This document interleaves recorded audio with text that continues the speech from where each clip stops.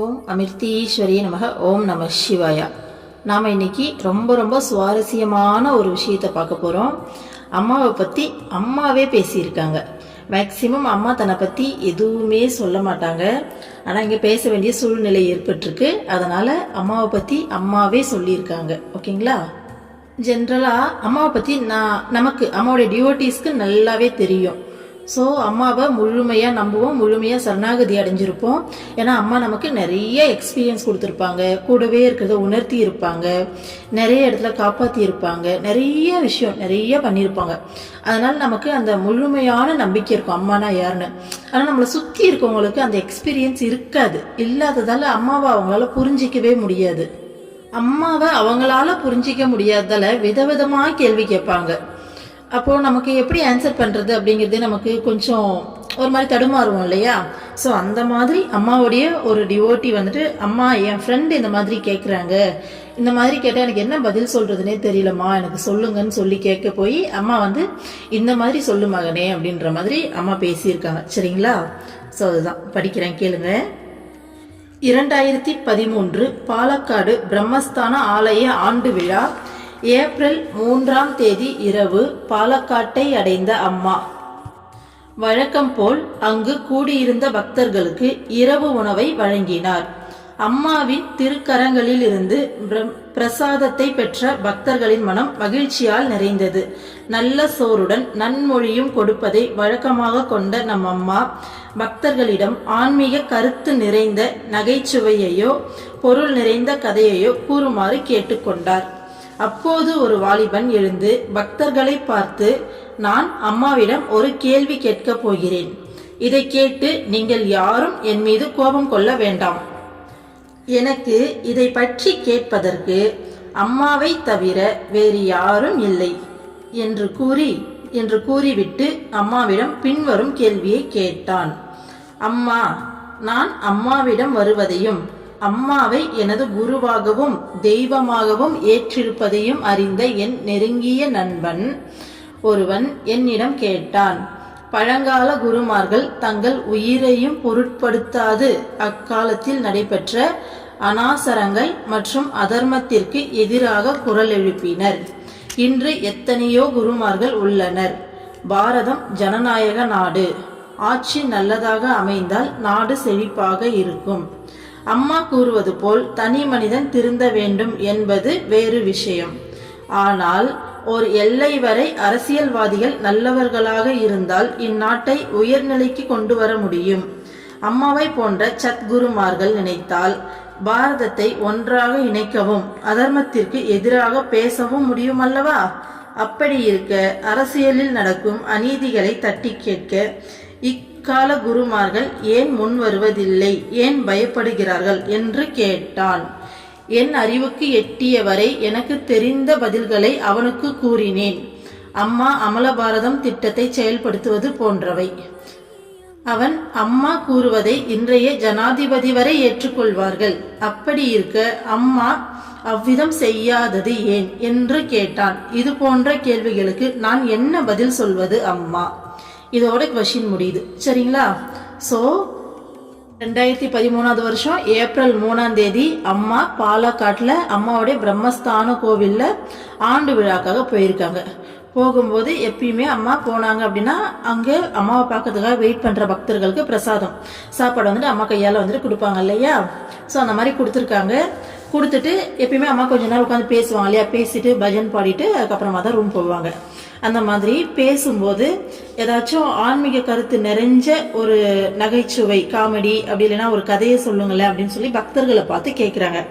அப்படி கேட்கும்போது அங்கே வந்துட்டு ஒரு யங்ஸ்டர், ஸோ நான் அம்மா கிட்ட ஒரு கேள்வி கேட்க போகிறேன், யாரும் என் மேலே கோவப்படக்கூடாது, ஏன்னா என்னால் அம்மாவை தவிர வேறு யாருக்கிட்டையும் இதை கேட்க முடியாது, அதனால் யாரும் டென்ஷன் ஆகாதீங்க அப்படின்னு சொல்லிட்டு ஒரு கேள்வி கேட்குறாரு. என்னுடைய பெஸ்ட் ஃப்ரெண்டுமா, அவனுக்கு வந்து அம்மாவை வந்து நான் தெய்வமாகவும் குருவாகவும் ஏற்றிருக்கிறது அவனுக்கு தெரியும். ஸோ அதை தெரிஞ்சதால் அவன் வந்துட்டு என்கிட்ட கேட்குறான்னு சொல்லி இந்த விஷயங்கள்லாம் கேட்குறாரு. அவர் என்ன கேட்டார் அப்படிங்கிறத இவர் அப்படியே அம்மா கிட்ட கன்வே பண்றாரு. அந்த காலத்துல குருமார்கள்லாம் வந்து பாத்தீங்கன்னா தன்னுடைய உயிரையும் பொருட்படுத்தாது அதர்மங்களுக்கு எதிராக வந்துட்டு குரல் எழுப்பினாங்க. ஆனா இன்னைக்கு நிறைய குருமார்கள் இருக்கிறாங்க. பாரதம் வந்துட்டு ஜனநாயக நாடு இல்லையா? ஸோ ஆட்சி நல்லா இருந்தால் தானே நாடு செழிப்பாக இருக்கும். அம்மா சொல்கிற மாதிரி தனி மனுஷன் திருந்தணுன்றது ஒரு விஷயம் இருக்குதான். ஆனாலும் ஒரு எல்லைக்கு மேலே அரசியல்வாதிங்க நல்லவங்களா இருந்தாங்கன்னா இந்த நாட்டை நல்ல உயர்ந்த நிலைக்கு கொண்டு வர முடியும் இல்லையா? அம்மாவை போன்ற சத்குருமார்கள் நினைச்சா பாரதத்தை ஒன்னா இணைக்கவும் அதர்மத்திற்கு எதிராக பேசவும் முடியும் இல்லையா?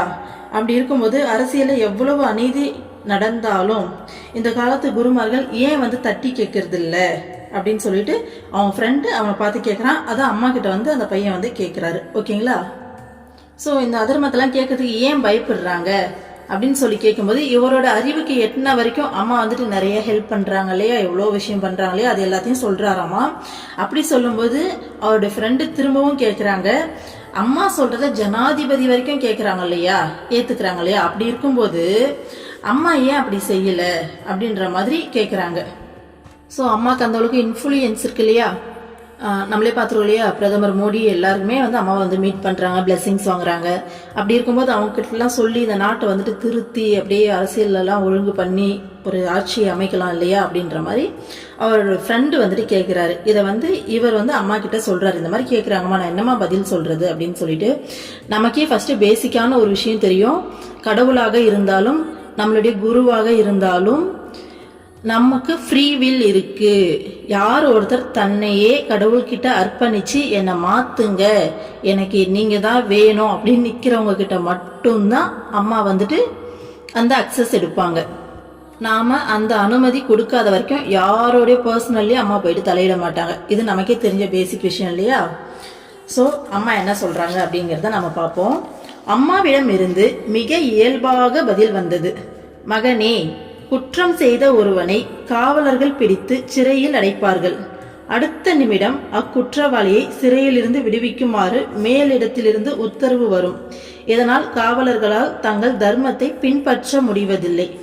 யாரும் தங்கள் தர்மத்தை செய்ய இயலாத நிலையில் இருக்கிறார்கள். இப்போது டில்லியில் ஒரு பெண்ணுக்கு நிர்பயா கேஸ் நமக்கே தெரியும் இல்லையா, நடந்தது போன்ற அநீதியை சுட்டி காட்டுவார்கள். சில நாட்களில் அது மக்களின் நினைவில் இருந்து மறைந்துவிடும். தர்மத்தை நிலைநிறுத்த யார் இருக்கிறார்கள்? அம்மாவுக்கு மரணத்தை குறித்து எந்தவித பயமும் இல்லை. அம்மா எப்போதும் அதர்மத்திற்கு எதிராகவே குரல் கொடுக்கிறேன். அம்மாவின் சத்சங்கம் அதர்மத்தையே சுட்டி காட்டுகிறது. அதனால் அல்லவா தர்ம சிந்தனை உள்ளவர்கள் எத்தனையோ பேர் இன்று உருவாகி இருக்கிறார்கள். அம்மாவின் அமிர்தபுரி ஆசிரமத்தில் ஜாதி இல்லை, மதம் இல்லை. அதனால்தான் உலகில் எந்த நாட்டிலும் நடக்காத அளவு பல சமூக நலத்தொண்டுகள் நடக்கின்றன. பாருங்க, அம்மாவிடமிருந்து மிக இயல்பாக பதில் வந்தது. அதாவது அம்மா வந்து பார்த்தீங்கன்னா இந்த கேள்விக்கு டென்ஷன் ஆகவோ இல்லை வந்துட்டு இப்படி கேட்குறாங்க அப்படி எந்த ஒரு ஆக்ஷனும் கிடையாது. ஏன்னா அம்மா சத்குரு இல்லையா? ஸோ இயல்பாக பதில் சொல்கிறாங்க. நம்மளை மாதிரி நார்மல் ஹியூமன் பீயிங்னா நம்மளை பார்த்து எப்படி கேட்குறாங்களா அப்படின்ற ஒரு எமோஷன் வரும். அது இங்கே மென்ஷன் பண்ணியிருக்காங்க பாருங்க. அம்மாவிடமிருந்து மிக இயல்பாக பதில் வந்தது. ஓகேங்களா? இந்த மாதிரி கேட்டோம், அவங்க எந்த ஒரு ஆக்டும் பண்ணிக்கல, சாதாரணமாக பதில் சொல்ல ஆரம்பிக்கிறாங்க. அதுவும் சொல்லியிருக்க பதில் வந்து பார்த்தீங்கன்னா பப்ளிக் பீப்புளுக்கு, நார்மல் பீப்புளுக்கு புரிகிற மாதிரி அம்மா சொல்லியிருக்காங்க. இன்னும் போக போக பயங்கரமாக இன்ட்ரெஸ்டாக இருக்குது. அம்மா என்னெல்லாம் பண்ணுறாங்க அப்படின்றத அம்மா பயங்கரமாக நல்லா டீப்பாக எக்ஸ்பிளைன் பண்ணியிருக்காங்க. ஓகே, ஃபர்ஸ்ட் இதை பார்ப்போம். பாருங்க, ஒருத்தன் தப்பு செய்கிறோன்னு போலீஸ் வந்து பிடிச்சிட்டு போயிட்டு ஜெயிலில் போடுறாங்க. போட்ட பிறகு கொஞ்ச நேரத்தில் என்ன ஆகுது, ஹையர் அஃபிஷியல்ஸ்கிட்டேருந்து கால் வருது, அவனை வந்துட்டு அது வரைக்கும் ரிலீஸ் பண்ணுங்க அப்படின்ட்டு. அப்போது இவங்களால அவங்களுடைய தர்மத்தை, அதாவது போலீஸால் அவங்களுடைய தர்மத்தை கடைபிடிக்க முடியலை. ஏன்னா ஹையர் அஃபிஷியல் சொன்னால் கீழே இருக்க போலீஸ்காரங்க கண்டிப்பாக ரிலீஸ் பண்ணி தான் ஆகணும். அப்படின்னா அவங்களுக்கு வேலை போயிடும், வருமானம் போயிடும். அப்போ அவங்க ஃபேமிலியும் அவங்க பார்க்கணும் இல்லையா? ஸோ அவங்க அந்த சூழ்நிலைக்கு தள்ளப்படுறாங்க. அதனால என்ன சொல்கிறாங்கன்னா, அம்மா காவலர்களால் தங்கள் தர்மத்தை பின்பற்ற முடிவதில்லை. ஓகேங்களா? அதே மாதிரி யாருமே தங்களோட தர்மத்தை செய்ய முடியாத நிலைமையில தான் இன்னைக்கு இருக்காங்க அப்படின்னு சொல்கிறாங்க. உண்மை தானே? அம்மா சத்குருவாகவே இருந்தாலும் நீங்கள் எல்லாரும் இப்படி தான் இருக்கணும்னு சொல்லி ரூல் போட்டால் யாராச்சும் கேட்பாங்களா? சொல்லுங்கள். வரவங்க எல்லாருமே இப்போ ஸ்டார்டிங் ஸ்டேஜில் உண்மையாக சொல்லுங்க, வரவங்க எல்லாரும் அம்மா கிட்ட பிளெஸிங்ஸ் வாங்கணும், நான் நல்லா இருக்கணும், உங்களுடைய அருள் எனக்கு இருக்கணும் அப்படின்ற அந்த மென்டாலிட்டியில தான் வருவாங்களே தவிர யார் ஒருத்தர் சமர்ப்பணம் பண்ணுறதுக்காக வர மாட்டாங்க. அப்படி பண்ணுறவங்களும் அம்மா கண்டிப்பாக 100% மாற்றிடுறாங்க. ஏன்னா நமக்குள்ளே எவ்வளோ சேஞ்சஸ் இருக்குன்னு நமக்கு தெரியும் இல்லையா? ஸோ யார் ஒருத்தரையும் போய் நம்மளால கம்பல் பண்ண முடியாது கண்டிப்பாக. அதுதான் அம்மா சொல்கிறாங்க, அந்த எண்ணம் இருந்தாலும் யாராலும் தங்களுடைய தர்மத்தை பின்பற்ற முடியாத அளவுக்கான சூழ்நிலை தான் இன்னைக்கு இருக்குது. ஸோ டெல்லியில் வந்து பார்த்தீங்கன்னா இந்த நிர்பயாவுடைய விஷயம் நடந்தது இல்லையா? அப்போ எல்லாருமே இது அநியாயம்னு சொல்லி பேசுவாங்க. ஆனால் கொஞ்ச நாளில் என்ன பண்ணுவாங்க, அது எல்லாத்தையும் மறந்துடுவாங்க. ஓகேங்களா? அப்போது அது பின்னாடியே நின்று அந்த தர்மத்தை நிலைநாட்டுறதுக்கு யார் இருக்காங்க அப்படின்னு சொல்லிட்டு அம்மா கேட்குறாங்க. ஓகேங்களா? அம்மாவுக்கு மரணத்தை பற்றி எந்த பயமும் கிடையாதுன்றாங்க. ஏன்னா அம்மா வந்து இறைவனுடைய அவதாரம் இல்லையா? இந்த உலகமே அவங்களோட படைப்பு தான். அவங்களுக்கு என்ன மரணத்தை பற்றி பயம் இருக்க போகுது? அவங்க வந்து பார்த்தீங்கன்னா என்ன சொல்கிறது, நிலையானவங்க. இந்த உடல் வேணால் போகலாம் வரலாம், ஆனால் அம்மா அவங்க வந்து பார்த்தீங்கன்னா நிலையானவங்க இல்லையா? ஸோ அவங்களுக்கு என்ன மரணத்தை பற்றி பயம் இருக்க போகுது சொல்லுங்கள். ஸோ அம்மா சொல்கிறாங்க, அம்மா எப்பயுமே அதர்மத்துக்கு எதிராக தான் குரல் கொடுக்குறேன், சத் சங்கத்தில் அதர்மத்தையே சுட்டி காட்டுறேன். ஏன்னா சத் சங்கம் அப்படிங்கிறது அம்மாவுடைய டிவோட்டிஸ் வந்து கேட்கறது. ஸோ யார் வந்து அம்மா பேசுறதை கேட்குறாங்களோ அவங்களுக்கு தான் அம்மாவால் சொல்ல முடியும் இல்லையா? ஸோ அதெல்லாம் அம்மா சொல்லிக்கிட்டு தான் இருக்கேன். ஓகேங்களா? அதனால தர்ம சிந்தனை உள்ளவங்க எத்தனை பேர் உருவாகி இருக்காங்க தெரியுமா? ஆமாம் தானே? அம்மா கிட்ட நம்ம போகும்போது ஸ்டார்டிங்கில் எப்படி இருந்தோம், இன்னைக்கு எப்படி இருக்கும்னு யோசிச்சு பாருங்க. முழுமையான சுயநலமான ஒரு அறியாமையில ஒரு வாழ்க்கையை வாழ்ந்துட்டு இருந்தோம். ஆனால் இன்னைக்கு எவ்வளோ விஷயம் நம்மளை மாற்றிக்கணும்னு சொல்லி எவ்வளோ ட்ரை பண்ணுறோம் இல்லையா? ஸோ தன்னுடைய தேவைகளை கூட குறைச்சிக்கிட்டு நம்ம வந்துட்டு மற்றவங்களுக்கு கொடுக்கறதுக்கு முன் வரோம். அந்த அளவுக்கு அம்மா நம்மளை மாற்றிருக்காங்க. நமக்குள்ளேருந்து அம்மா அந்த அளவுக்கு மாற்றங்களை ஏற்படுத்தி தான தர்மம் பண்ணணும், நல்லதாக நினைக்கணும், அந்த அன்போடு கருணையோடு இருக்கணும்னு எவ்வளோ விஷயம் இதை மாற்றிட்டு நம்ம முயற்சி பண்ணுறோம் இல்லையா? ஸோ நம்மளே நாளாக வந்து இப்போ கொஞ்ச நாள் தான் ஆகுது. அப்போ அம்மா கிட்ட லாங் டைம் டிவோட்டிஸாக இருப்பாங்களே, அப்போ அவங்களாம் எவ்வளோ பண்ணுறாங்க வெளியில் இறங்கி, எவ்வளோ விஷயத்த மாற்றிக்கிட்டு. ஸோ அதை தான் அம்மா சொல்கிறாங்க. ஓகேங்களா? ஸோ தர்ம சிந்தனை உள்ளவங்க எத்தனையோ பேர் இன்னைக்கு அம்மாவால் உருவாகி இருக்காங்க அப்படின்னு சொல்கிறாங்க. ஸோ அம்மாவுடைய அமிர்தபுரி ஆசிரமத்தில் ஜாதி கிடையாது, மதம் கிடையாது, அதே மாதிரி எந்த நாட்டிலையும் நடக்காத அளவுக்கு சமூக நல தொண்டுகள் நடக்குதுன்றாங்க. ஸோ அது என்னெல்லாம் தொண்டுன்றதை நம்ம சொல்கிறதுல அம்மா எக்ஸ்பிளைன் பண்ணுறாங்க பாருங்க. சுனாமியாக இருந்தாலும் சரி, பூகம்பமாக இருந்தாலும் சரி, முதலில் உதவிக்கரம் நீட்டுவது அம்மாவின் குழந்தைகளே என அம்மாவால் உறுதியாக கூற முடியும். பக்தர்கள் தங்கள் தேவைகளை குறைத்து கொண்டு தேவைப்படுபவர்களுக்கு அதை கொடுக்க முன்வந்தனர். குடிப்பழக்கம் இருந்தவர்கள் அதை நிறுத்திவிட்டு ஏழைகளுக்கு கொடுத்து உதவினர். பழங்காலத்தில் குருமார்கள் கூறினால் அதன்படி நடக்கும் சீடர்கள் இருந்தார்கள். இன்றைய உலகம் அடியோடு மாறிவிட்டது. ஒருவர் தவறு செய்வதை மற்றொருவர் சுட்டிக்காட்டினால் சுட்டிக்காட்டிய நபர் மீதே குற்றம் சுமத்தி அவரை சிறையில் அடைக்கும் நிலையே இன்று உள்ளது. இன்றைய மனித மனம் எலக்ட்ரானிக் இயந்திரங்களைப் போல் புத்தி கூர்மை நிறைந்ததாக இருக்கிறது. ஹிரண்யகசிபு அத்தகைய புத்தி உள்ளவனாகவே இருந்தான். சரி, அம்மா இதில் என்ன சொல்றாங்கன்னு பார்த்துட்டு வந்துடலாமா? பாருங்க, அம்மா என்ன சொல்றாங்க, ஒரு சுனாமி வந்தாலும் சரி, பூகம்பம் வந்தாலும் சரி, முதல்ல உதவிக்கரம் நீட்டுறது அம்மாவோட குழந்தைங்க தானே அம்மாவால் உறுதியாக சொல்ல முடியும்ன்றாங்க. ஏன்னா அவ்வளோ சேவை நடந்திருக்கு ஆசிரமத்தில். இன்னும் அம்மாவுடைய டிவோட்டிஸ் உலகம் ஃபுல்லாக இருக்கு. அம்மாவுடைய டிவோட்டிஸ் அவ்வளோ சேவை பண்ணியிருக்காங்க. நம்ம அம்மாவை பார்க்க போகும்போது அங்கே டிவிலாம் போட்டு காமிப்பாங்க பாருங்க. ஸோ அதெல்லாம் எடுத்து பார்த்தா தெரியும், அவ்வளோ சேவை பண்ணியிருக்காங்க. கொஞ்சம் நெஞ்ச சேவையெல்லாம் பண்ணல. அதனால தான் அம்மா இவ்வளோ ஸ்ட்ராங்காக சொல்கிறாங்க. ஓகேங்களா? ஸோ பக்தர்கள்லாம் தன்னுடைய தேவையை குறைச்சிக்கிட்டு யாருக்கு தேவையோ அவங்களுக்கு கொடுக்கறதுக்கு முன் வந்தாங்க. குடிப்பழக்கம் இருக்கவங்க கூட அதை நிறுத்திட்டு ஓகேங்களா ஏழைகளுக்கு கொடுத்து உதவினாங்கன்னு சொல்கிறாங்க. இதெல்லாம் அம்மா கிட்ட வந்து நிறைய பேர் குடிப்பழக்கத்தை நிறுத்தியிருக்காங்க. சிகரெட்டு அவங்க அம்மா கிட்ட நான் வீடியோலாம் நீங்களே பார்க்கலாம், அந்த அமிர்த கங்கையெல்லாம் வருது இல்லையா? ஸோ அந்த சிகரெட் பாக்கெட் எடுத்து வந்து கொடுத்தா அம்மா அதையும் இறைவனாக நினச்சி அப்படியே அதையும் நெத்தியில் வச்சு அந்த சாமி கும்பிட அப்படி வச்சு இப்படி எடுத்து வைப்பாங்க. அதோட அவங்களுக்கு அந்த எண்ணமே வராது. அம்மா கிட்ட ஒருத்தர் வந்து அந்த சமர்ப்பண மனப்பான்மையோட அம்மா எனக்கு இந்த பழக்கம் வேண்டாம், ஆனால் என்னால் கண்ட்ரோல் பண்ண முடியல, என்னையும் மீறி இது வருது, நீங்கள் பார்த்துக்கோங்க அப்படின்னு சொல்லி கொடுத்துட்டோன்னா இப்போது நம்ம அந்த பழக்கத்தை ஏன் அவங்க செய்கிறாங்க? அவங்களுக்கு பிடிக்கல, நிறுத்தலாம்னு நினைச்சாலும் அவங்களால நிறுத்த முடியல. அதனால தானே திரும்ப அதுக்கு ஒரு அடிக்டடாக செஞ்சிட்டு இருக்காங்க. ஸோ அந்த மனசுக்குள்ள அந்த எண்ணம் தோணாது, வேண்டாம் திரும்ப நான் அந்த ஒரு அடிக்ஷன் வராது, அதை போய் செய்யலாம்னு தோணாது. அந்த மைண்ட் அம்மா அப்படியே கம்ப்ளீட்டாக, ஏன்னா அம்மா கிட்ட சமர்ப்பணம் பண்ணுறாங்க இல்லையா, கம்ப்ளீட்டாக மாற்றி விட்டுருவாங்க. இந்த மாதிரி அம்மா கிட்ட வந்து இந்த குடிப்பழக்கத்தை விட்டவங்க நிறைய பேர் இருக்காங்க. ஸோ டைரெக்டாக வந்து கேட்கணும்னு கூட இல்லை, அவங்க வீட்டில் இருக்கவங்க அவங்களுக்காக வேண்டியே நிறுத்துறவங்க நிறைய பேர் இருக்காங்க. சரிங்களா? ஸோ அதுதான் அம்மா சொல்கிறாங்க. அடுத்தது, பழங்காலத்தில் குருமார்கள் வந்து பார்த்தீங்கன்னா சொன்னதை அப்படியே கேட்டு நடப்பாங்க. நம்மளே பார்த்துருப்போம் இல்லையா, குருகுல கல்வியில் குரு சொல்கிறத ஏகலைவன் கதையெல்லாம் கேட்டிருப்போம். கட்டவரில் கட் பண்ணி கொடுனா கட் பண்ணி கொடுத்தாங்க. அதே மாதிரி துரோணாச்சாரியர் வந்து பாண்டவர்கள் கிட்ட தனக்காக வேண்டி துருபதன் கிட்ட, அந்த பாஞ்சால மன்னன் கிட்ட போயிட்டு சண்டை போட்டு அந்த நாடை வந்துட்டு எனக்காக நீங்க வாங்கி தரணும்னு சொல்லும்போது எந்த ஒரு மறுப்பும் சொல்ல, அப்படியே செஞ்சாங்க. இந்த மாதிரி எவ்வளோ விஷயம் இருக்கு. அவங்களுடைய வீட்டு வேலை செய்யறதுல இருந்து எந்த அளவுக்கு இறங்கி போய் பணிவா எல்லா தொண்டையும் செய்ய முடியுமோ குருமார்கள் சொன்னா அப்படியே செஞ்சாங்க. இன்னைக்கு உண்மையா சொல்லுங்க, நம்மளே கூட ஃபர்ஸ்ட் அம்மா கிட்ட போகும்போது அந்த எந்த ஒரு எண்ணமே இருந்திருக்காது. சாதாரணமா அம்மா மேல ஒரு அன்பு ஏற்பட்டு தான் போயிருப்போம் இல்லையா? ஆனா இன்னைக்கு சூழ்நிலை என்ன அப்படியா இருக்கு அப்படின்னு சொல்லி கேக்குறாங்க. உலகம் வந்து அடியோட மாறி போச்சு.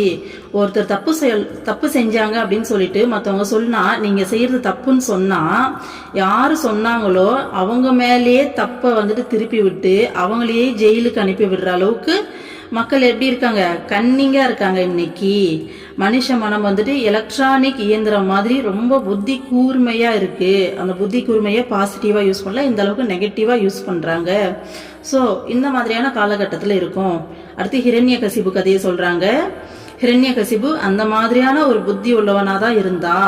தனக்கு மரணம் வராமல் இருப்பதற்காக மிகவும் புத்தி பூர்வமாக பகலிலோ இரவிலோ, கட்டிடத்தின் உள்ளேயோ வெளியிலேயோ, பூமியிலோ ஆகாயத்திலோ, மனிதராலோ மிருகங்களாலோ ஆயுதங்களாலோ தனக்கு மரணம் வரக்கூடாது என்று வரம் கேட்டான். அம்மா இதை ஏன் சொல்றாங்கன்னா, ஒரு மனுஷனோட புத்தி எந்த அளவுக்கு வேலை செய்யுது அப்படின்னு சொல்லி சொல்றாங்க. அந்த காலகட்டத்தில் ஹிரண்யகசிபு பகல்லையோ நைட்லேயோ, அதே மாதிரி ஒரு பில்டிங் இருக்குன்னா அதுக்கு உள்ளேயோ வெளியோ, பூமியிலையோ ஆகாயத்திலேயோ, மனுஷங்களால மிருகங்களால ஆயுதங்களால எதாலையும் எனக்கு மரணம் வரக்கூடாதுன்னு சொல்லி வரம் கேட்டான். நமக்கு தான் கதை தெரியும் இல்லையா, நரசிம்மர் அவதாரம். மனுஷனும் இல்லாம மிருகமும் இல்லாம எந்த ஒரு ஆயுதமும் இல்லாம தன்னுடைய நகத்தாலேயே பில்டிங்க்கு உள்ளேயும் வெளியும் ஆகாயத்திலையும் பூமியிலையும் இல்லாம அந்த வாசல் படியில உட்கார்ந்து அவர் வந்து அவதாரம் எடுத்து விஷ்ணு வந்துட்டு அவரை கொள்வாரு. ஸோ அம்மா இதை எதுக்கு சொல்றாங்கன்னா, இந்த அளவுக்கு மனுஷ மனம் ரொம்ப ஷார்ப்பா இருக்கு அப்படின்னு சொல்றாங்க. ஒரு மனிதனின் புத்தி எந்த அளவு கூர்மையாக சிந்திக்கும் என்பதற்கான சிறந்த உதாரணம் இது. ஆனால் இந்த வரங்களை மீறாமலே பகலிலும் இரவிலும் இல்லாத, அந்தி வேளையில் பூமியோ ஆகாயமோ இல்லாத நிலைப்படியில் வாசப்படி மனிதனும் மிருகமும் இல்லாத நரசிம்ம வடிவில் ஆயுதங்களுக்கு பதிலாக தமது நகங்களை பயன்படுத்தி பகவான் நாராயணன் அவனை கொன்றார். புத்திக்கும் அப்பாற்பட்டவர் இறைவன் என்பதையே இது உணர்த்துகிறது. அம்மாவும் இது போலவே நடந்து கொள்கிறேன். பாத்தீங்களா அம்மா எப்படி சொல்றாங்க பாருங்க. மனுஷ புத்தி இவ்வளோ தூரம் வேலை செய்யுது, இவ்வளோ ஷார்ப்பா இருக்கு. ஆனா இறைவன் மனுஷ புத்திக்கும் அப்பாற்பட்டவர். அம்மாவும் இந்த மாதிரி தான் செயல்படுறன்றாங்க. அது எப்படி செயல்படுறாங்கன்றதை இனிமே சொல்ல போறாங்க பாருங்க. உங்களை போன்ற வாலிபர்கள் இக்காலத்தில் கல்லும் கஞ்சாவும் குடித்து சீரழிகின்றனர். அதன் தேவைக்காக பிறரை கொல்லவும் தயங்காத பலர் இருக்கிறார்கள் அல்லவா? ஆனால் உங்களை எல்லாம் அவ்வழி செல்லாமல் சரியான பாதையில் நடத்தி செல்கிறேனே, அது தர்மத்தை நிலைநிறுத்துவதே அல்லவா? அம்மா பாருங்க, இப்பதான் ஸ்டார்ட் பண்றாங்க. எப்படியெல்லாம் தர்மத்தை நிலைநாட்டுறேன் அப்படிங்கிறத சொல்றாங்க அம்மா. எப்படி பதில் சொல்லிட்டு வராங்க பாருங்க அம்மா. எனக்கு இதை படிக்கும்போது, அம்மா எப்படிம்மா உன்னால இப்படியெல்லாம் பேச முடியுது? அதுக்கப்புறமா சரி நீ தான் கடவுளாச்சே, நீ இப்படி பேசலனாதான் ஆச்சரியம், நீ எல்லா டைம்ல இப்படிதானே போடுன்னு போடுற அப்படின்ற மாதிரி நினைச்சுக்கிட்டேன். அப்படி இருக்கு அம்மா, அப்படி சொல்லியிருக்காங்க பாருங்க. எப்படி சொல்லிட்டு வராங்கன்னு பாருங்க. உங்களை மாதிரி இளைஞர்கள் என்ன பண்றாங்க, கல்லும் கஞ்சாவும் குடிச்சு சீரழிறாங்க. அப்போ அந்த ஒரு நினைப்பு வந்துட்டு அதுக்காக வந்து மற்றவங்களை கொன்னும் அந்த பணத்தை திருடி எவ்வளோ பேர் செய்யறாங்க இல்லையா? ஸோ இந்த மாதிரிலாம் உலகத்துல எவ்வளோ நடக்குது. உங்களெல்லாம் அந்த மாதிரியான பாதையில போகாம அம்மா வந்து சரியான பாதையில வழி நடத்துறாங்க இல்லையா? அந்த மாதிரி பாதையில போனவங்களே திருத்தி அம்மா வழி நடத்துறாங்க. அதனால்தான், ஏன்னா நார்மலா எல்லாரும் என்ன அப்படியே போறோம் அப்படின்னு சொல்லி கேட்கலாம். ஆனா நார்மலா நம்ம லைஃபை நாம வாழும்போது எப்படி வாழ்ந்தோம், அம்மா கிட்ட வந்த பிறகு எந்த அளவுக்கு ஒரு உத்தமமான வாழ்க்கையை நோக்கி ஓடிட்டு இருக்கோன்றது நமக்கு பர்சனலா தெரியும் இல்லையா? ஸோ அம்மா வந்து சொல்றாங்க, இந்த மாதிரி உங்களை கெட்டு சீரழியாம உங்களை எவ்வளோ அழகா நல்ல பாதையில வந்து கூட்டிட்டு போறேன், இது வந்து தர்மத்தை நிலைநாட்டுறது இல்லையான்னு சொல்லி அம்மா கேட்குறாங்க. அதுவும் ஒருத்தர் 2 பேர்ல இது வரைக்கும் மகான்கள் எவ்வளோ பேர் அவதரிச்சிருக்காங்க, அவங்கள தேடி போனவங்கள அருள் செஞ்சாங்க. ஆனா அம்மா தான் ஃபர்ஸ்ட் உலகம் ஃபுல்லா டிராவல் பண்ணி தேடி தேடி தேடி எவ்வளோ பேர் அக்சஸ் எடுத்து அத்தனை பேரையும் வழி நடத்திக்கிட்டு இருக்காங்க. ஒவ்வொருத்தருக்கும் பர்சனலா போய் கேட்டோம்னா அவங்க லைஃப்க்கு ஒவ்வொருத்தருக்கும் ஒரு ஸ்டோரி இருக்கும். இப்படி இருந்த லைஃப், என் லைஃப் இப்படி மாறி இருக்கு அப்படின்னு சொல்லிட்டு ஒரு தனிப்பட்ட பர்சனுக்கும் ஸ்டோரி இருக்கும். இது உண்மை. ஓகேங்களா? ஸோ அம்மா ஒருத்தர் 2 பேர்ல கோடிக்கணக்கான மக்களை அக்சஸ் எடுத்து ஒவ்வொருத்தர் வாழ்க்கையும், அந்த ஒருத்தர் வாழ்க்கைனா ஒருத்தர் வாழ்க்கை மட்டும் மாறாது, அவங்க குடும்பத்தையே அம்மா வந்து டேக் கேர் பண்ணுவாங்க. அவங்க குடும்பத்தையே பார்த்துப்பாங்க, அவங்க குடும்பத்தையே நல்வழிப்படுத்துவாங்க. ஸோ அவங்கள சார்ந்தவங்கள இவங்க திரும்ப கூட்டிட்டு போந்து அவங்களே அக்சஸ் எடுப்பாங்க. இந்த மாதிரி இது ஒரு நான் ஸ்டாப்பான விஷயமா போயிட்டே இருக்கும். அதனால தான் அவ்வளோ டிவோட்டிஸ் அவ்வளோ பேத்தி அம்மா அக்சஸ் எடுத்து வழி நடத்துறாங்க. இப்போ சாதாரணமா நம்மளே எடுத்துப்போம். இதுக்கு முன்னாடி என்ன வாழ்க்கையை வாழ்ந்துட்டு இருந்தோம்? சாதாரணமான ஒரு குடும்ப வாழ்க்கை இல்லைங்களா? இப்போ ஒய்ஃபா இருந்தா கம்ப்ளீட்டா ஹஸ்பண்ட் அவர் நம்ம பேச்சை கேட்கணும், நம்ம கூட இருக்கணும். அடுத்து மாமியார் வீட்டில் என்ன இப்படி பேசுறாங்க, அப்படி பேசுறாங்க, சுத்தி இருக்கவங்க இப்படி பண்றாங்க, நம்ம வந்துட்டு லைஃப்ல முன்னேறணும், முன்னாடி வாழ்ந்து காமிக்கணும், இதை வாங்கணும், அதை வாங்கணும், வீடு கட்டணும், கார் வாங்கணும், இப்படிப்பட்ட ஒரு முழுமையான சுயநலமான ஒரு அறியாமை மிகுந்த வாழ்க்கையை வாழ்ந்துட்டு இருந்தோம். ஆனா இன்னைக்கு எப்படி இருக்கும் யோசிச்சு பாருங்க. இதுக்கு முன்னாடி இருந்த வாழ்க்கையில குடும்பத்துல அந்த அமைதியே இருக்காது. எந்த நேரமும் ஓடுன்னு சொல்லிட்டு இதை பண்ணும் அதை பண்ணும் சொல்லி ஓடிக்கிட்டே இருப்போம். பத்தாவது வீட்லயும் பல பிரச்சனைகள், டென்ஷனான ஒரு வாழ்க்கையை வாழ்ந்திருப்போம். ஆனா இன்னைக்கு அவ்வளோ மனசு அமைதியான ஒரு நிம்மதியான மன நிறைவான வாழ்க்கையை வாழ்ந்துட்டு இருக்கோம் இல்லையா? சுத்தி இருக்கவங்கள பத்தி நம்ம எதுவும் யோசிக்கிறது கிடையாது. வீட்லயும் ஹஸ்பண்ட் கிட்டயோ ஒய்ஃப் கிட்டயோ வந்து பாத்தீங்கன்னா எதையும் அதிகமா எதிர்பார்க்கறது கிடையாது. முடிஞ்ச அளவுக்கு எதிர்பார்ப்பை குறைச்சிக்கிட்டு கொடுக்கற தன்மைக்கு மாறிட்டோம். பத்தாவது ஒரு அண்டர்ஸ்டாண்டிங்க்கு வந்துட்டோம். அறியாமையில செய்யறாங்க அவங்க அப்படின்ற மாதிரி. அதையும் தாண்டி அம்மா நம்மள ஃபுல்லா டேக் கேர் பண்றாங்க. அப்போ நம்மளோட கான்சென்ட்ரேஷன் ஃபுல்லா அம்மாக்கு பிடிச்ச மாதிரி மாறணும், அம்மாக்கு பிடிச்ச மாதிரி நடந்துக்கணும் அப்படின்னு சொல்லிட்டு அந்த சுயநலத்தை கொஞ்சம் கொஞ்சமா குறைச்சிக்கிட்டு பொது நலமா மாறிக்கிட்டு வரோமா. மற்றவங்களுக்கு ஹெல்ப் பண்ணணும், மற்றவங்களுடைய நிலைமையிலேருந்து அவங்க கஷ்டத்தை புரிஞ்சுக்கிறது. நிஜமா நானெல்லாம் இதுக்கு முன்னாடி அதெல்லாம் யோசிச்சது கூட கிடையாது. ஏன்னா ஒரு கூண்டு கிளி மாதிரி வீட்டுக்குள்ளேயே தான் வளர்ந்துருக்கேன். வெளில இருக்கவங்களை பற்றி அதிகமாக எனக்கு தெரியாது, யோசிச்சதும் கிடையாது. ஆனால் இன்னைக்கு கம்ப்ளீட்டாக எவ்வளோ விஷயம் மாறிக்கிட்டே வருது. இன்னும் மாற வேண்டியது எவ்வளோ தூரம் இருக்கு. ஸோ மற்றவங்களுக்கு ஒரு வேளை சாப்பாடு போட்டால் மற்றவங்க அதை சாப்பிட்டு அந்த மனநிறைவாக சாப்பிட்றாங்க இல்லையா, அதை பார்க்கும்போது அவ்வளோ சந்தோஷமா இருக்கு. அந்த போடுறத கூட நான் போட்டேன் அப்படின்ற தன்மையில இருக்கக்கூடாதுன்னு அம்மா சொல்லி கொடுத்துருக்காங்க. அவங்களுக்கு இந்த ஒரு வேளை சாப்பாடை கொடுக்கறதுக்கு எனக்கு ஒரு வாய்ப்பை கொடுத்த பத்தியா இறைவா, மனசார நன்றின்னு அதையும் அவ்வளோ பணிவா அவ்வளோ அன்பா செய்ய சொல்லி அம்மா சொல்லி கொடுத்துருக்காங்க. அப்போ அந்த நான் என்ற தன்மையை நாளுக்கு நாள் வந்து பாத்தீங்கன்னா கொஞ்சம் கொஞ்சமா முடிஞ்ச அளவுக்கும் குறைச்சிக்கிட்டே வரோம். நம்மளால முடிஞ்ச அளவுக்கும் பத்தாவதுக்கு அம்மா வந்து ஹக் பண்ணி பிளஸ் பண்ணி அம்மா பயங்கரமா சப்போர்ட் பண்றாங்க. அம்மா கிட்ட போயிட்டு ஒரு 1.5 இயர்ஸ்ல இந்த அளவுக்கு சேஞ்சஸ் கிடைக்கும் அப்படின்னா அம்மா கிட்ட 20 இயர்ஸா 30 இயர்ஸா 40 இயர்ஸா இருக்க டிவோட்டிஸ்லாம் இருக்காங்க. அப்போ அவங்களால எவ்வளோ சேஞ்சஸ் ஏற்பட்டிருக்கோம், அவங்க எவ்வளோ வெளில போய் ஹெல்ப் பண்ணியிருப்பாங்க, எவ்வளோ பேர்த்த வந்து அவங்கள பார்த்து மாறி இருப்பாங்க, எவ்வளோ பேர்த்திட்ட அம்மாவை பத்தி சொல்லி எத்தனை பேர்த்தோட லைஃபை அவங்க மாத்திருப்பாங்க. யோசிச்சு பாருங்க. இப்போ பர்சனலா நம்ம ஒரு ஆள் வீட்டுல மாறும்போதே நம்மளை சுத்தி இருக்க அத்தனை பேர்த்தும் பாக்குறாங்க. இப்போ நான் ஒரு ஆள் போறேன் அம்மா கிட்ட, ஓகேங்களா? அம்மா வந்துட்டு குருவா வராங்க, அம்மாவை பத்தி தெரிஞ்சுட்டு உள்ள போறேன். நான் போன பிறகு என் வீட்டுல என் ஹஸ்பண்ட் வராரு, குழந்தைங்க வந்துட்டு அம்மா கிட்ட அக்சஸ் ஆகுறாங்க. அடுத்து என்னோட அப்பா அம்மா அக்சஸ் ஆகுறாங்க, என் தங்கச்சி, என்னோட அண்ணன், என் தங்கச்சியோட ஹஸ்பண்டு, என் அண்ணாவுடைய ஒய்ஃபு, ஓகேங்களா? ஏன்னா யாரெல்லாம் புரிஞ்சுக்கிற தன்மையில் இருக்காங்களோ அவங்க கிட்ட தான் நம்ம சொல்ல முடியும்.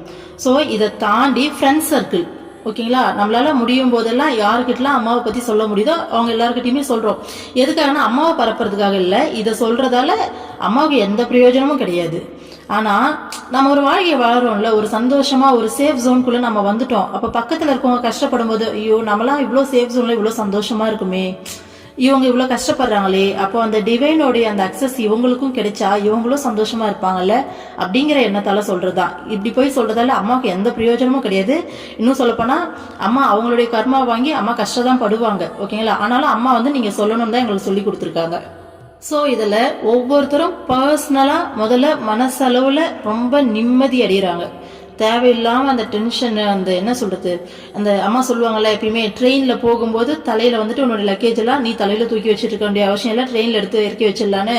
நம்ம தனிப்பட்ட முறையில் அதை செய்யவே முடியாது.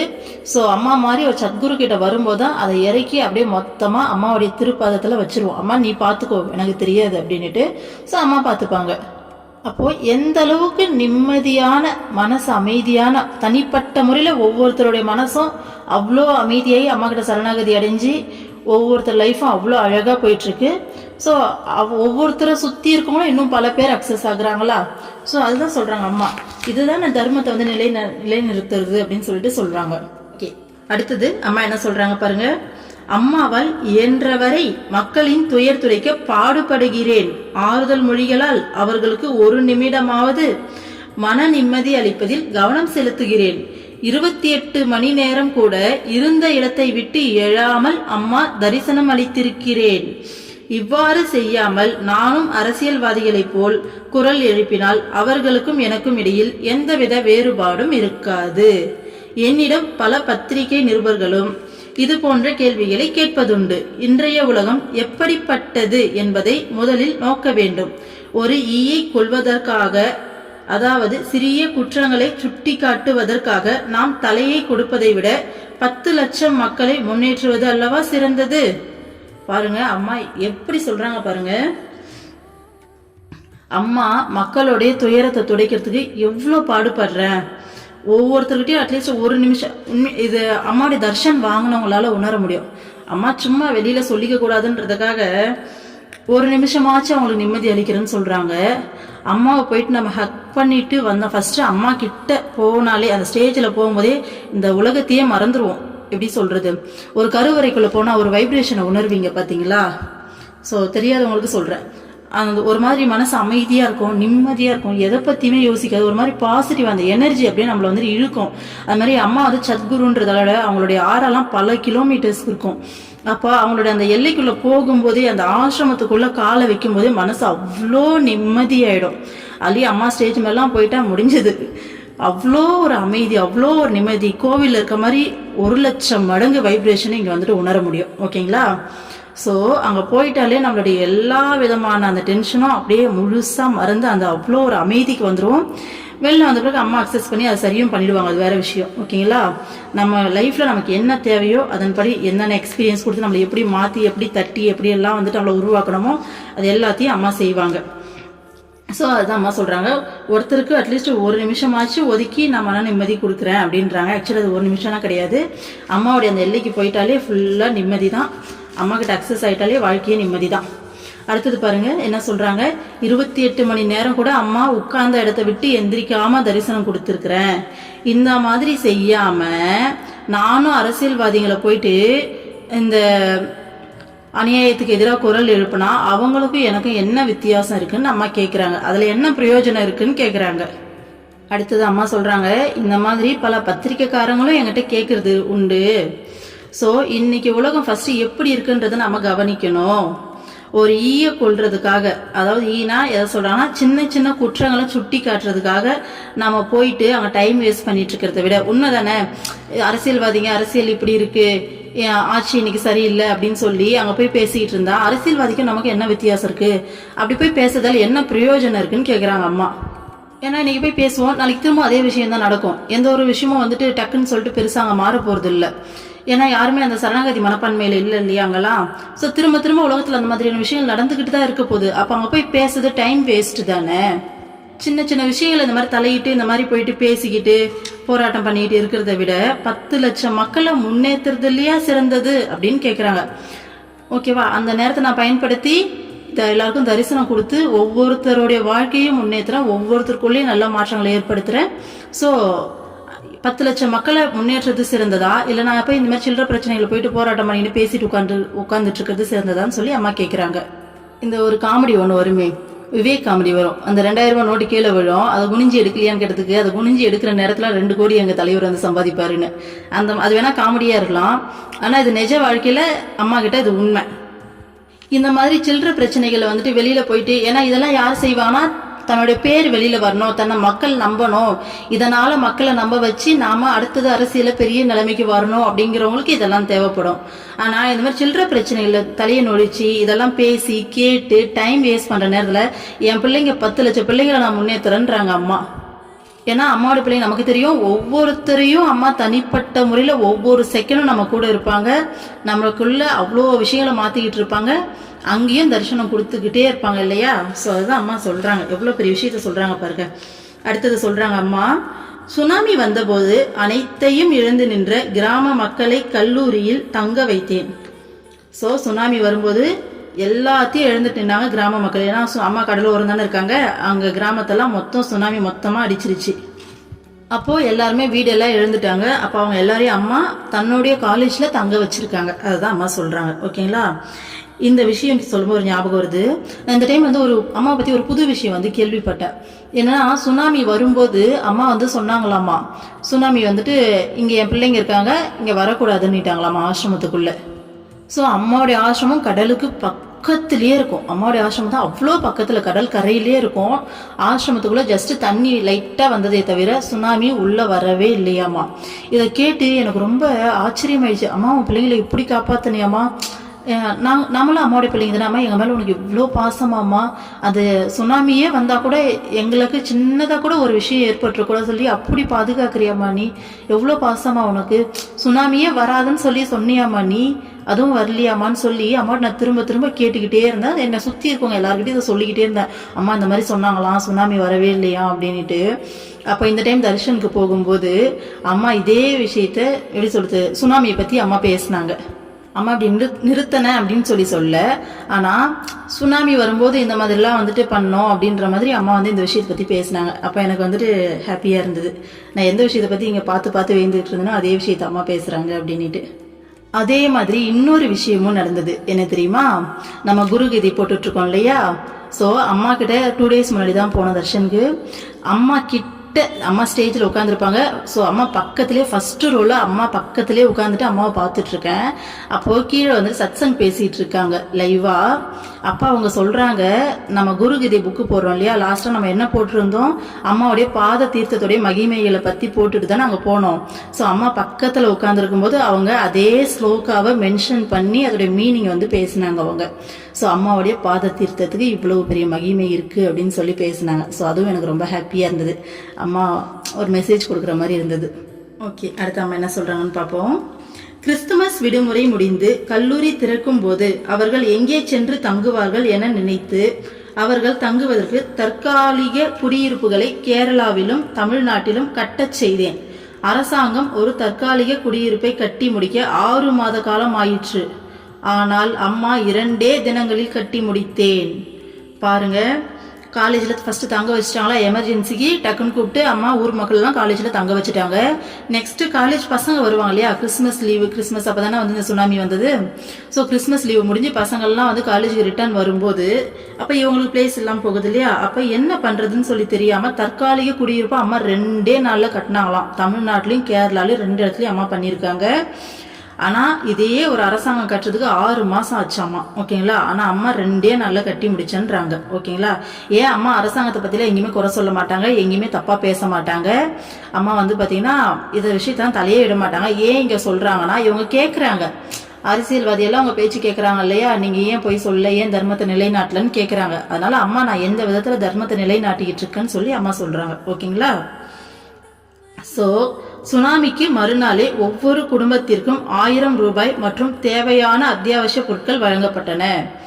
ஆமாம், அம்மா வந்து சுனாமிக்கு மறுநாளே 1000 ரூபாய், அதுக்கப்புறம் இன்னும் தேவையான எல்லா அத்தியாவசிய பொருட்கள் எல்லாத்தையும் கொடுத்துருக்காங்க. ஓகேங்களா. அவர்களுக்கு தேவையான உடைகளை அம்மாவும் அமர்ந்து தைத்தேன். பாருங்க, அம்மா ஒரு அவதாரம், இறைவனே அவதாரம் எடுத்த மனுஷ உருவத்தில் அவதாரம் எடுத்து உட்கார்ந்துருக்காங்க. அவங்களுக்கு தேவையான ட்ரெஸ் எல்லாம் அம்மா கையால் உட்காந்து தைச்சாங்களாமா. அம்மா சின்ன வயசுல டெய்லரிங் கற்றுருக்காங்க. ஸோ அவங்களுக்கு தேவையான ட்ரெஸ்ஸை அம்மாவே உட்காந்து தைச்சன்றாங்க. எவ்வளோ பெரிய விஷயம். எந்த மகான் வந்துட்டு இதெல்லாம் செய்வாங்க, யோசிச்சு பாருங்க. ஏன்னா அவங்க இறைவன், அவங்க இந்த பிரபஞ்சமே அவங்களோடது, இந்த சிருஷ்டி, இந்த ஒட்டுமொத்த பிரபஞ்சமும் அவங்களோடது. அவங்களுக்கு பர்சனலாக எந்த தேவையும் கிடையாது, எந்த விருப்பமும் கிடையாது. அவங்க பிறப்பு இறப்பற்றவங்க இல்லையா, பேர் ஆத்மா அது. ஆனால் ஒரு ஆபத்து அப்படின்னு சொல்லி உலகத்தில் நடக்கும்போது அவங்களே உட்காந்து அந்த ட்ரெஸ்ஸை தைச்சி கொடுத்துருக்காங்க பாருங்க. இவ்வளோ விஷயம் அம்மா ஹெல்ப் பண்ணியிருக்காங்க பாருங்க. மருத்துவ உதவிகள் வழங்கப்பட்டன. சுனாமியால் நாரி கிடந்த கிராமங்கள் முழுவதும் சுத்தம் செய்யப்பட்டன. தையல், பிளம்பிங், மெக்கானிக் போன்ற சுய தொழில்கள் கற்றுக் கொடுக்கப்பட்டன. இந்த இடத்துல இன்னொரு விஷயம் நான் சொன்னேன் இல்லையா, அம்மா வந்துட்டு சுனாமி வந்துட்டு ஆசிரமத்துக்குள்ள வர வேணாம் சொல்லிட்டாங்க, என் பிள்ளைங்க இருக்காங்கன்னு சொல்லிட்டாங்கன்னு. அதுக்கப்புறமா தான் யோசிச்சேன், அம்மா சுனாமியை உள்ள வர வேணாம் சொல்லி தான் பிள்ளைங்களை முதல்ல சேஃப்கார்ட் பண்ணிட்டாங்க.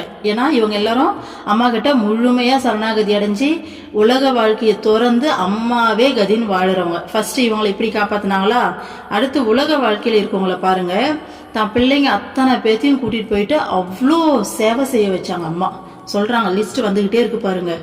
அவ்வளோ சேவை இறங்கி செஞ்சாங்க. அம்மாவும் அம்மாவுடைய டிவோட்டிஸ் ஆசிரமத்தில் இருக்கவங்க அத்தனை பேரும் சேர்ந்து அவ்வளோ சேவை செஞ்சாங்க. ஸோ இதுதான் வித்தியாசம். இறைவனே கதி அப்படின்னு சொல்லி வாழ்கிறவங்களுக்கும் உலக வாழ்க்கையில் வாழ்கிறவங்களுக்கும். ஸோ உலக வாழ்க்கையை வாழ்ந்தவங்களுக்கு இறைவனோட உதவி கிடைச்சது, பாதிக்கப்பட்ட பிறகு கிடைச்சது. ஆனால் அம்மாவே கதின்னு சொல்லி வாழும்போது அவங்களுக்கு இமீடியட்டாக அந்த பிரச்சனையே வந்து அவங்கள தாக்காத அளவுக்கு அம்மா பார்த்துக்கிட்டாங்க. இதுதான் இறைவன்கிட்ட சரணாகதி அடைஞ்சு வாழ்கிற வாழ்க்கைக்கும் அந்த சரணாகதி இல்லாமல் உலக வாழ்க்கையில் மூழ்கி வாழ்கிறவங்களுக்கும் இருக்கிற வித்தியாசம், அந்த பாதுகாப்புக்கான வித்தியாசம் இதுதான். ஓகேங்களா? ஏன்னா இப்போ நல்லா இருக்கும்போது நாம ஏன் இறைவன்கிட்ட சரணாகதி அடையணும், நாம நல்லா தானே இருக்கோம், நாம ஜாலியாக அந்த வாழ்க்கையை என்ஜாய் பண்ணலாமேன்னு தோணும். ஆனால் லைஃப் ஒரு அடி அடிக்கும் போது தலை சுற்றி என்ன சொல்லுவாங்க, சித்தம் கலங்கி நிற்போம். அப்போ வந்து அந்த இறைவனுடைய பாதுகாப்பு நமக்கு கிடைக்காது. ஸோ அந்த மாதிரி லைஃப்ல எந்த ஒரு அடியும் வாங்காம சேஃபா இறைவனை சரணாகதி அடைஞ்சிட்டோம்னா அவ்வளோ ஒரு சேஃபான சந்தோஷமான வாழ்க்கையை வாழலாம். ஏன்னா நம்ம சுத்தி பார்க்குற எல்லாமே மாயை, இறைவன் மட்டும்தான் உண்மை. இந்த மாயையில பாருங்க, இன்னைக்கு இந்த ட்ரெஸ் வாங்கினா சூப்பரா இருக்குமேன்னு சொல்லி அந்த ட்ரெஸ் மேல ஒரு ஆசை வரும், வாங்கிட்டு வருவோம்.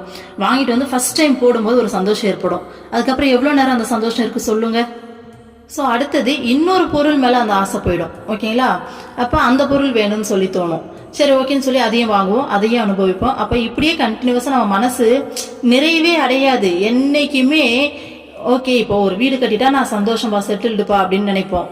வீடு கட்டின பிறகு நம்ம அமைதியாக வருமா, நிம்மதியாக வருமா சொல்லுங்க? அடுத்து அடுத்து அடுத்துன்னு சொல்லி இந்த உலகத்தில் இருக்க பொருட்களை நோக்கி நம்ம மனசு அலை பாஞ்சிக்கிட்டே இருக்கும்.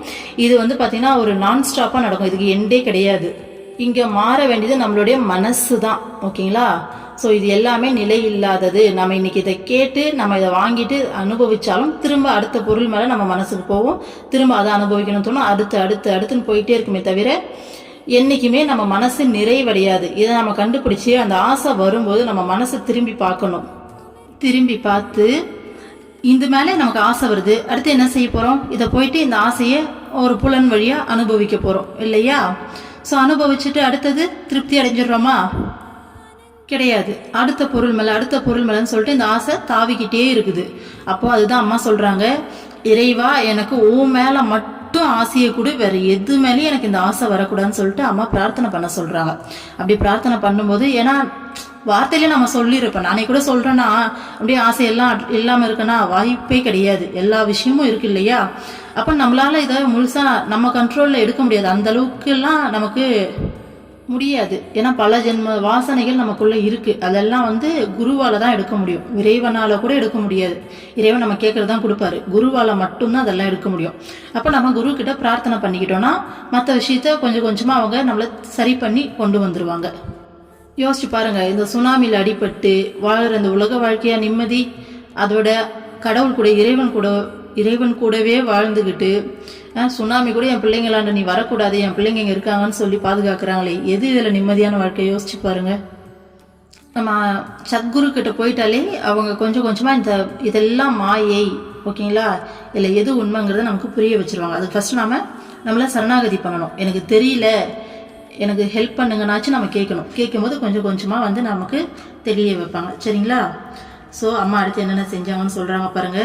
சுனாமியால் நாரி கிடந்த கிராம மொத்தத்தையும் சுத்தம் பண்ணோம், எல்லாரும் இறங்கி சுத்தம் பண்ணோம்னு சொல்கிறாங்க.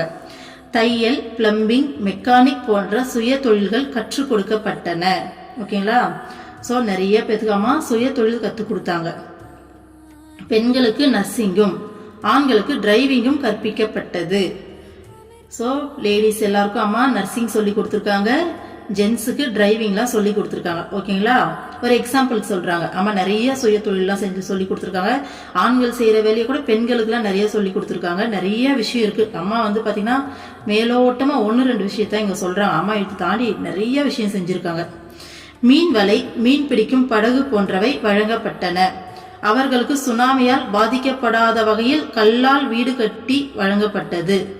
பாருங்க, ஸோ எல்லாம் கடற்கரை ஓரம் இல்லையா, ஸோ மண் வீடெல்லாம் நிறையா இருந்திருக்காங்க. ஸோ அதனால் சுனாமி வந்தாலும் பாதிக்காத அளவுக்கு கல்லால் வந்துட்டு வீடு கட்டணும் அப்படின்னு சொல்கிறாங்க அம்மா. ஓகேங்களா? ஸோ மீன் பிடிக்கிறதுக்கு மீன் வலையெல்லாம் கொடுத்துருக்காங்க, படகு கொடுத்துருக்காங்க. சிறார்களின் மனபீதியை போக்குவதற்காக வீட்டின் மேற்புறத்தில் ஒரு அறை கட்டச் செய்தேன். பாருங்க, குழந்தைங்கள்லாம் இன்னொரு டைம் இந்த சுனாமி வந்துட்டா நம்ம என்ன பண்ணுறது சொல்லி, ஏன்னா ஒரு டைம் அவங்க அடி வாங்கிட்டாங்க இல்லையா, குழந்தைங்க பயப்படும் இல்லையா, அதனால வீட்டுக்கு மேலே ஒரு ரூம் கட்ட சொல்லி அம்மா வந்து கட்டி கொடுத்துருக்காங்க. ஏன்னா வந்தால் கூட நீங்கள் இங்கே போயிட்டு பத்திரமா இருக்கலாம், பயப்படாதீங்கன்னு சொல்லிட்டு எந்த அளவுக்கு இறங்கி செய்கிறாங்க பாருங்க. உண்மையாக சொல்லுங்க, நமக்கு தெரிஞ்சு எவ்வளோ பெரிய மகான் எவ்வளோ பேர் அவதாரம் பண்ணியிருக்காங்க, எந்த ஒரு சத்குருவும் இந்த அளவுக்கு உலகத்தில் இறங்கி வேலை செஞ்சுதான் எனக்கு ஞாபகம் இல்லை, எனக்கு தெரியல. எனக்கு தெரிஞ்ச அளவுக்கு இது வரைக்கும் அப்படி ஒரு சம்பவமே நடந்ததில்லை. மேக்சிமம் அவங்க அந்த பரமானந்த நிலைக்கு போயிட்டாலே அவங்க இருக்கிற இடத்துக்கு யாரெல்லாம் தேடி போகிறாங்களோ அவங்களுக்கு அருள் செய்வாங்க, அவங்க வாழ்க்கையில் மாற்றம் ஏற்படும். இதுதான் நடந்திருக்கு. ஆனால் ஒரு சத்குரு இறங்கி உலகத்தில் இவ்வளோ விஷயங்களை பண்ணது இது வரலாறு காணாத ஒரு விஷயம். உண்மையாக பாருங்கள், அவர்களுக்கு வகுப்புகள் நடத்தப்பட்டன. குழந்தைகளுக்கு அம்மா நீச்சல் கற்பித்தேன். ஓகேங்களா? அவங்களுக்கு வந்து பார்த்தீங்கன்னா கிளாஸஸ் எடுத்திருக்காங்க. சுனாமி வந்தால் இந்த மாதிரிலாம் வந்து நம்ம பாதுகாப்பாக இருக்கணுன்ற மாதிரி. அடுத்தது வந்து பார்த்தீங்கன்னா நீச்சல் சொல்லி கொடுத்துருக்காங்க அம்மா. அம்மாவே இறங்கி நீச்சல் சொல்லி கொடுத்துருக்காங்க அந்த பசங்களுக்கு. அரசாங்கத்தின் உதவி தாமதமாகவே மக்களுக்கு கிடைத்தது. அதற்கு அரசாங்கத்தை குறை சொல்வதால் எந்தவித பயனும் இல்லை. பாருங்க, அம்மா என்ன பண்ணாங்கன்னா சுனாமி வந்து 2வது நாளே ஒட்டுமொத்த உதவி எல்லாம் வந்து அவங்க ப்ராசஸில் இறங்கிட்டாங்க. அம்மாவோட டீமும். அரசாங்கத்தோடைய உதவி லேட்டாக தான் வந்தது. ஆனால் இதில் அரசாங்கத்தை குறை சொல்கிறதுக்கு ஒன்றும் இல்லைன்றாங்க. ஏன்னா அவர்கள் பல மீட்டிங் நடத்தி ஒரு தீர்மானத்திற்கு வந்து அதை நடைமுறைப்படுத்துவதற்கு முன்பு வெகு காலம் ஆகிவிட்டது. அது ஒரு மனிதனை பாம்பு கடித்தால் அவனை கடித்தது எத்தனை அடி நீள பாம்பு, அதன் விஷம் எப்படிப்பட்டது என்றெல்லாம் ஆராய்ந்து என்ன சிகிச்சை அளிப்பது என்று முடிவெடுப்பதற்கு முன்பு அந்த மனிதன் இறப்பது போன்றதாகும். பாருங்க என்ன சொல்றாங்கன்னா, அரசாங்கத்துடைய உதவி லேட்டாக தான் கிடைச்சது. அது அரசாங்கத்தை குறை சொல்லி எந்த பிரயோஜனமும் கிடையாது. ஏன்னா அவங்க வந்துட்டு பல மீட்டிங் போட்டு என்ன செய்யலாம்னு சொல்லிட்டு ஒரு தீர்மானத்துக்கு வரணும். வந்த பிறகு அதுக்காக ஃபண்டு ஒதுக்கி அதை நடைமுறைப்படுத்துறதுக்கு ரொம்ப நாள் ஆயிடுச்சாமா. இது எப்படின்னா நம்ம கவர்மெண்ட் ஹாஸ்பிட்டல்லாம் போகலையே, அந்த பாம்பு கடிச்சிச்சுன்னு சொல்லி போனோம்னு வச்சுக்கோங்களேன், எந்த பாம்பு கடிச்சதுன்னு முதல்ல வந்து கேட்பாங்க. ஸோ நமக்கே தெரியாது இல்லையா, அது கடிச்சிட்டு போயிடும். மார்னிங் வரைக்கும் அப்சர்வேஷன்லாம் வைப்பாங்க. இந்த ட்ரீட்மெண்ட் எதையுமே தொடவே மாட்டாங்க, குடிக்கவே மாட்டாங்க. நமக்கா பயமாக இருக்கும், ஐயோ என்னடா அது அப்படின்னு சொல்லிட்டு. ஆனால் அவங்க ட்ரீட்மெண்ட்டில் இறங்கவே மாட்டாங்க. ஏன்னா எந்த பாம்பு கடிச்சதுன்னு தெரியாமல் ட்ரீட்மெண்ட் கொடுக்க முடியாது. எத்தனை அடி நீள பாம்புன்னு சொல்லிட்டு அதோடைய விஷயம் எப்படி படுன்னு சொல்லி ஆராய்ச்சி பண்ணிட்டு இருக்கிறதுக்குள்ள அந்த மனுஷன் செத்தே போயிடுவானாமா. ஸோ அதுக்கு ஈக்குவல் அந்த அளவுக்கு லேட்டாக தான் வந்துட்டு உதவி கிடைச்சது. ஆனால் அதுக்காக அரசாங்கத்தை குறை சொல்லியும் பிரயோஜனம் இல்லை, அவங்களோட சிஸ்டம் அப்படிதான் இருக்குன்ட்டாங்க. ஓகேங்களா? ஆனால் அம்மா வந்து பார்த்தீங்கன்னா நொடியில் முடிவெடுத்தன்னு சொல்கிறாங்க. ஓகேங்களா? ஸோ அதை நிறைவேற்ற பக்தர்களும் குழந்தைகளும் இருந்தனர். அம்மா என்ன சொல்கிறாங்க பாருங்க, அம்மா ஒரு நொடியில் முடிவு பண்ண உதவி செய்யணும்னு, அதை நிறைவேற்றுறதுக்கு அம்மாவுடைய பக்தர்களும் அம்மாவோட குழந்தைங்களும் கூட இருந்தாங்கன்றாங்க. சுனாமியால் பாதிக்கப்பட்டவர்களுக்கு முதலில் வீடு கட்டி கொடுத்தது நமது மடமே ஆகும். ஸோ அம்மாவுடைய ஆசிரமத்தில் இருந்தவங்க மட்டும் இல்லை, இல்லற வாழ்க்கையில் இருந்தவங்களும் அம்மாவோட டிவோட்டிஸ் நிறைய பேர் இந்த ப்ராசஸில் இறங்கி ஹெல்ப் பண்ணாங்க. ஓகேங்களா? ஸோ முதல்ல நம்மளுடைய ஆசிரமத்தை சார்ந்து அவங்களுடைய அம்மாவுடைய அந்த அமிர்தானந்த மையம் மாத்திருக்கு இல்லையா, ஸோ அவங்க சார்பாக தான் ஃபஸ்ட்டு சுனாமியால் பாதிக்கப்பட்டவங்களுக்கு வீடு கட்டி கொடுத்துருக்காங்க. பக்தர்களின் தியாகமும் தர்ம உணர்வும் நிறைந்த மனமே காரணமாகும். இதுக்கு பக்தர்களுடைய தியாகமும் தர்ம உணர்வும் நிறைஞ்ச மனசு தான் காரணம்ன்றாங்க. அந்த மனசுக்கு காரணமே அம்மா தான். ஏன்னா அம்மா கிட்ட போகும்போது நார்மல் ஹியூமன் பீயிங்காக தான் போவோம். அம்மா தான் அந்த அளவுக்கு பக்தர்களை வளர்த்து வச்சிருக்காங்க. ஓகேங்களா? ஸோ அம்மாவின் வார்த்தைகளில் ஈடுபாடு கொண்ட அவர்களின் செயல்கள் அல்லவா இதற்கு காரணமாயிற்று. இந்த இடத்துல அம்மா பாருங்க, தன்னை வந்துட்டு ஆக்சுவலி அங்கே நடந்தது என்னன்னா, அம்மா கிட்ட போய் அம்மாவோட டிவோட்டியா மாறி அம்மா சொல்றதை கேட்டு அவங்களுக்குள்ள ஏற்பட்ட மாற்றத்தால் தான் எல்லாருமே பக்தர்களாகவும் அம்மாவோடைய பிள்ளைங்களாவும் மாறி இவ்வளோ விஷயத்தையும் இறங்கி செய்கிறாங்க. ஆனால் அம்மா தன்னை பெருமையாக வெளிப்படுத்திக்கல பாருங்க. அதை எப்படி சிம்பாலிக்காக அம்மா சொல்கிறாங்க பாருங்க. டைரெக்டாக அம்மா சொல்லலை. அம்மா இதை எப்படி வந்துட்டு சொல்கிறாங்க பாருங்க, எவ்வளோ நாசுக்கா தன்னை வெளிப்படுத்திக்காமல் எப்படி சொல்கிறாங்க பாருங்க. அம்மாவுடைய வார்த்தையில ஈடுபாடு கொண்ட அவர்களுடைய செயல்தானே இதுக்கு காரணம் அப்படின்னு சொல்கிறாங்க. சரிங்களா? ஸோ அம்மா எந்த அளவுக்கு ஒரு சத்குருவாகவே இருந்தாலும் அம்மாவே தான் தான் செஞ்சேன் அப்படின்றத சொல்ல மாட்டேன்றாங்க பாருங்க. அப்போ நம்மளாம் எப்படி இருக்கணும்னு சொல்லி நம்ம இதில் கற்றுக்கணும். அவ்விதம் அம்மா அதர்மத்தை சுட்டி காட்டவில்லையா பாருங்க. ஸோ இப்போ அம்மா அதர்மத்தை சுட்டி காட்டல, இந்த இடத்துல அம்மா தர்மத்தை நிலைநாட்டல அப்படின்னு கேட்குறாங்க அம்மா. ஏன்னா அம்மா தர்மத்தை நிலைநாட்டலன்னு தானே வந்து கொஸ்டின் பண்ணாங்க. ஸோ அதுதான் கேட்குறாங்க அம்மா. பக்தர்களின் மனங்களில் தர்ம உணர்வு வந்ததால் அல்லவா இவற்றையெல்லாம் செய்ய முடிந்தது. அம்மா தர்ம கஷேத்ரே குரு கஷேத்ரே என்ற அடிப்படையில் தான் அதர்மத்தை சுட்டி காட்டுகிறேன். பா எப்படி அடிக்கிறாங்க பாருங்க அம்மா பாயிண்ட. அம்மா தர்மக்ஷேத்ரே குருக்ஷேத்ரே அப்படிங்கிற அடிப்படையில் தான் வந்து பார்த்தீங்கன்னா இதை சுட்டி காட்டுறன்றாங்க. இதோட மீனிங் பார்த்தீங்கன்னா தர்மக்ஷேத்ரேனா தர்மத்துடைய களம்னா அந்த அல்லது தர்மத்துடைய வழி அப்படின்னு எடுத்துக்கலாமா. குருக்ஷேத்ரேனா குருவோடைய களம், குருவோடைய வழி. ஓகேங்களா? இந்த அடிப்படையில் தான் அம்மா அதர்மத்தை எதிர்க்கிறேன்றாங்க. அதர்மத்தை சுட்டி காட்டுறேன். நான் போய் நீங்கள் இந்த அதர்மத்தை செய்றீங்கன்னு சொல்லி நான் அப்படி சுட்டி காட்டல, தர்மத்தின்படி வாழ்ந்து சுட்டி காட்டுறேன்றாங்க அம்மா. அம்மாவுடைய குழந்தைங்களோட மனசுல தர்மத்தை விதைக்கிறேன், அதன்படி அவங்கள வாழ வைக்கிறேன். ஸோ இந்த மாதிரிலாம் ஊர்ல உலகத்துல போயிட்டு நாங்கள் தர்ம செயல்கள் செய்கிறோம். இந்த வழியில தர்மத்தை நிலைநாட்டுறதன் மூலமா அம்மா அதர்மத்தை சுட்டி காட்டுறேன்னு சொல்றாங்க. ஓகேங்களா? அடுத்தது பாருங்க. இப்படியாக சமூகத்தில் மாற்றம் ஏற்படத்தான் செய்கிறது. இல்லாவிடில் இது மொத்தமும் அசுர உலகமாக மாறி இருக்கும். பாருங்க, இந்த மாதிரி அம்மா சமூகத்துல மாற்றத்தை ஏற்படுத்திக்கிட்டு தான் இருக்கேன். இல்லாட்டி இந்த உலகம் மொத்தமா அசுர உலகமாக இருக்கும். இது ஒரு வார்த்தை கிடையாது. இதை உண்மையா டீப்பா யோசிச்சு பாருங்க. அம்மாவுடைய பஜன்ல ஒரு பாட்டு இருக்கும், முத்து முக்குத்தி முகத்தில் மின்ன நீ முத்தம் கொடுக்க இல்லேன்னு. அதுல ஒரு லைன் வரும், முத்தமிட்டு இவ்வுலகை பூங்காவனமாக்குகிறாய், அன்பு தந்து துயரகற்றி எழில் பூமியாக்குகிறாய். முத்தமிட்டு இந்த உலகத்தையே அம்மா பூங்காவனமா மாத்துறாங்களாம். எப்படி? அம்மா ஒரு முத்தத்தை கொடுத்தாங்கன்னா அவங்கள ஆக்டிவேட் பண்றாங்கன்னு அர்த்தம். ஸோ அவங்க ஆன்மாவை விழிப்புற செய்வாங்க. ஆன்ம உருக்கம் ஏற்படும். ஆன்ம உருக்கம் ஏற்பட்டா அந்த அன்பு கருணை வந்து அவங்களுக்குள்ள பொங்கும். ஓகேங்களா? ஸோ நம்மளுடைய மனித குணமான அந்த போட்டி, பொறாமை, கெட்ட எண்ணம் இதெல்லாம் குறைஞ்சி அன்பும் கருணையும் அந்த மனசுல பொங்கிக்கிட்டு வரும். அதுதான் முத்தமிட்டு இவ்வுலகை பூங்காவனமாக்குகிறாய், அன்பு தந்து துயர் அகற்றி எழில் பூமி ஆக்குகிறாய். அடுத்த லைனு. ஸோ அம்மா நமக்கு அன்பை கொடுத்து, நம்ம மேலே அன்பை கொடுக்கறதால நம்மளுடைய துயரத்தை எல்லாத்தையும் அம்மா எடுத்துடுறாங்களா? ஏன்னா நம்மளை ஃபுல் டேக் கேர் பண்ணிக்கிறாங்களா?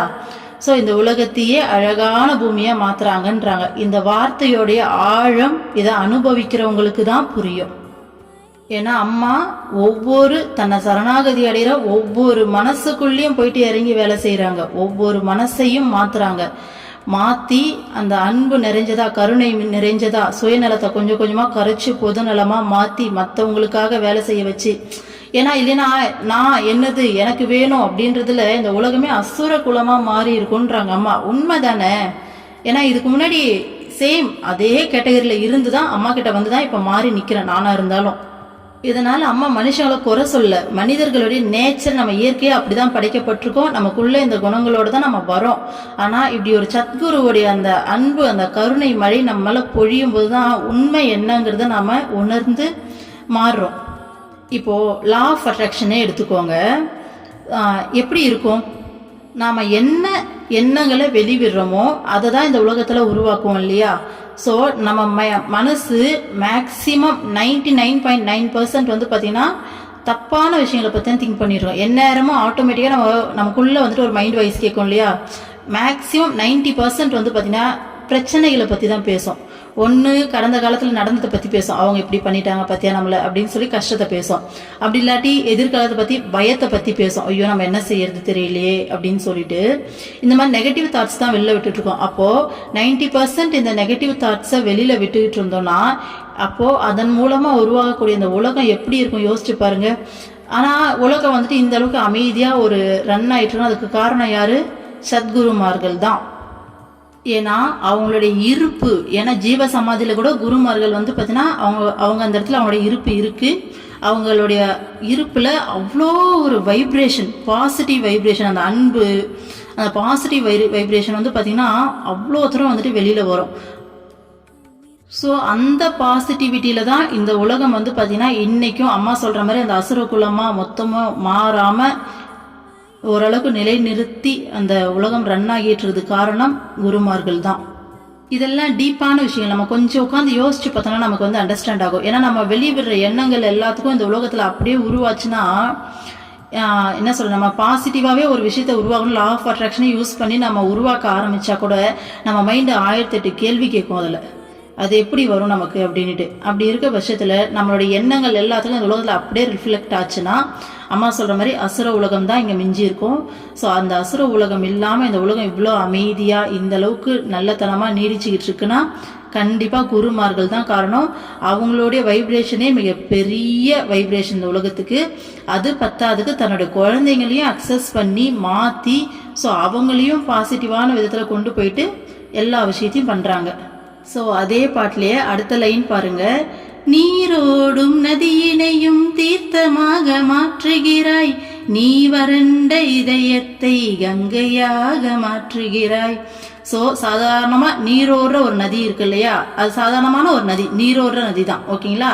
அந்த சாதாரணமான நதியை அம்மா தீர்த்தமாக மாற்றுறாங்களாம். ஏன்னா தீர்த்தம் அப்படிங்கிறது புனித நீர் இல்லையா. ஸோ சாதாரண நதி நீரை தீர்த்த நீராக வந்து மாற்றுறாங்களாம் அம்மா. அடுத்தது வறண்ட இதயத்தை கங்கையாக மாற்றுறாங்களாம், ஓகேங்களா. எப்படி நாமெல்லாம் அந்த சாதாரணமான நீரோடுற நதியாக இருக்கும், ஆனால் அம்மா தொடுறதால நம்ம தீர்த்த நீராக மாறுறோம்.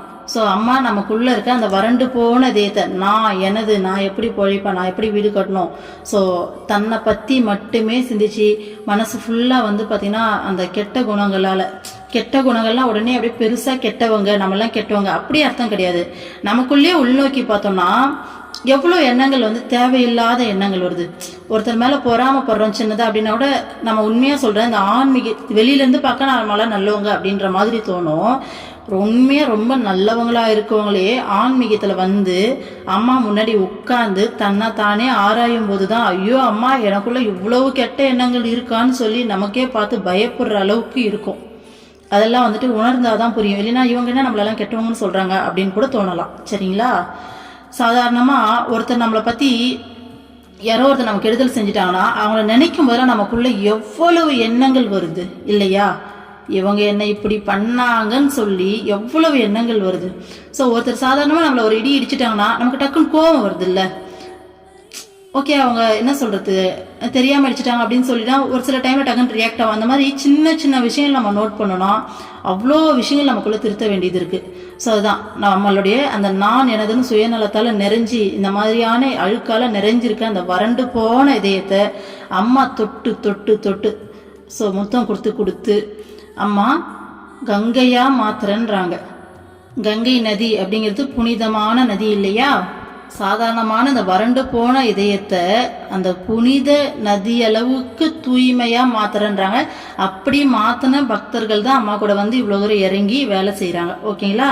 ஸோ அதுதான் அம்மா வந்துட்டு சாதாரணமாக தன்னைத்தானே சொல்லிக்காம சொல்கிறாங்க. அம்மாவுடைய வார்த்தையில் ஈடுபாடு கொண்டு அவங்கெல்லாம் வந்துட்டு இந்த செயலை செஞ்சாங்களே அதுதான் இதுக்கு காரணம்னு சொல்லி அம்மா சொல்கிறாங்க. ஆனால் இதுக்கு காரணமே அம்மா தான்.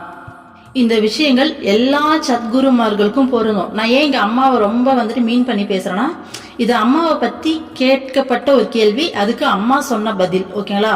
ஆனால் எல்லா சத்குருமார்களும் இதே விஷயத்தை தான் செய்கிறாங்க, ஓகேங்களா. ஸோ தன்னை நாடி போகிற பக்தர்கள் அத்தனை பேர்த்துடைய மனசுலையும் இதே மாற்றங்களை ஏற்படுத்தி இதே அக்சஸ் எடுத்து எல்லாரையும் தூய்மைப்படுத்துறதுக்காக தான் அவங்க அவதாரம் எடுக்கிறது, ஓகேங்களா. ஸோ அதுதான் அம்மா சொல்கிறாங்க. இப்படி சமூகத்தில் அம்மா மாற்றம் ஏற்படுத்துகிறேன் இல்லையா, ஓகேங்களா. இந்த மாதிரி சமூகத்தில் மாற்றம் ஏற்படுது இல்லையா, இல்லைன்னா இந்த மொத்த உலகமும் அசுர குலமாக மாறி இருக்கும் இல்லையா அப்படின்னு கேட்குறாங்க அம்மா. ஓகேங்களா. அடுத்தது, குழந்தைகளே, உங்களிடம் கேள்வி கேட்பவர்களுக்கு நீங்கள் இவ்விதம் பதிலளிக்க வேண்டும். அப்படி இல்லாவிடில் நானும் அரசியலுக்கு சென்றால் போதுமா? இனி நான் என்ன செய்ய வேண்டும் என்று நீயே சொல், அதன்படி அம்மா செய்கிறேன் என்று சொல்லி முடித்தார். பாருங்க குழந்தைங்களே, உங்கள்கிட்ட யாராச்சும் அம்மாவை பத்தி இந்த மாதிரி கேள்வி கேட்டா இந்த மாதிரி எல்லாம் பதில் சொல்லுங்கன்னு சொல்லி அம்மா நமக்கு சொல்லி தராங்க. ஓகேங்களா. சொல்லிட்டு இப்படியெல்லாம் இல்லாம அரசியல்ல போய் நானும் திருந்துங்க, ஏன் ஊழல் பண்றீங்க அப்படின்னு சொல்லி சும்மானால வந்துட்டு அங்க போய் பேசிட்டு இருந்தா எதுக்கு பிரயோஜனம் அப்படின்னு சொல்லிட்டு அம்மா கேக்குறாங்க. ஏன்னா அம்மா தான் சொல்லிட்டாங்களே, நான் போயிட்டு அங்கே போயிட்டு அந்த சின்ன பிரச்சனை தலையிட்டு அதை சரி பண்ணுறதை விட இங்கே 10 லட்சம் பக்தர்களை வழி நடத்துறேன்ட்டாங்க. இதை விட என்ன, அம்மா வந்துட்டு தற்பெருமைக்காக சொல்லக்கூடாதுன்னு 10 லட்சம் சொல்லி வச்சிருக்காங்க. ஆக்சுவலாக கோடிக்கணக்கில் அம்மா பக்தர்களை வழி நடத்திக்கிட்டு இருக்காங்க. ஓகேங்களா. ஸோ கோடிக்கணக்கான பக்தர்களை வழி நடத்தி அதன் மூலமாக இன்னும் பல பேர் அவங்கள பார்த்து திருந்துறதா இருக்கட்டும், அவங்கள பார்த்து இந்த வழியில் வரதா இருக்கட்டும், ஸோ அவங்க வாழ்க்கையில் மாற்றிக்கிறதா இருக்கட்டும், அதோடைய ரிஃப்ளெக்ஷன் இன்னும் அதிகம். ஓகேங்களா. ஸோ இவ்வளோ பேர்த்த வழி நடத்துறது முக்கியமா, இல்லை நானும் போயிட்டு அரசியல் பண்ணட்டுமா, நீங்களே சொல்லுங்க எது சரின்னு, அந்த மாதிரி அம்மா செய்கிறேன் அப்படின்னு சொல்லி அம்மா முடிக்கிறாங்க. ஸோ அம்மா எவ்வளோ அருமையாக இன்னைக்கு ஒரு பிரசாதத்தை கொடுத்துருக்காங்க பார்த்தீங்களா. ஸோ இதை ஃபஸ்ட்டு நான் ஒரு நாள் என் பொண்ணு பெரியவ வந்துட்டு அம்மா நைட்டில் கதை சொல்லுன்னு சொன்னான். கதைலாம் சொல்ல முடியாது, அம்மா சொன்னது ஏதாச்சும் சொல்லட்டுமான்னு சொல்லி கேட்டேன். சரின்னா அதனால போயிட்டு ஒரு புக்கை எடுத்துடுவான்னு சொல்லி சொன்னேன். அவள் எடுத்துகிட்டு வந்து கொடுத்த புக்கில் இந்த விஷயத்தை படித்து அதுங்களுக்கு சொன்னனோ இல்லையோ, அன்னைக்கு எனக்கு வந்துட்டு ஷாக் ஆகிடுச்சு. அம்மா எப்படி சொல்லியிருக்கம்மா, அப்படியே எனக்கு ஒரு நாள் ஃபுல்லாக அந்த விஷயம் ஓடிக்கிட்டே இருந்தது. அம்மா எப்படியாச்சும் வீடியோ போட்டணும்னு நினச்சேன், என்னால் முடியல, கொஞ்சம் ரொம்ப டைட்டாக ஒர்க் போயிட்டு இருந்தது. ஸோ அதுதான் இன்றைக்கி வீடியோ எடுத்தாச்சு. இப்போ கேட்டுட்டு எப்படி இருந்தது சொல்லுங்கள். ஓம் அமிர்தீஸ்வரி நமக. ஓம் நம சிவாயா.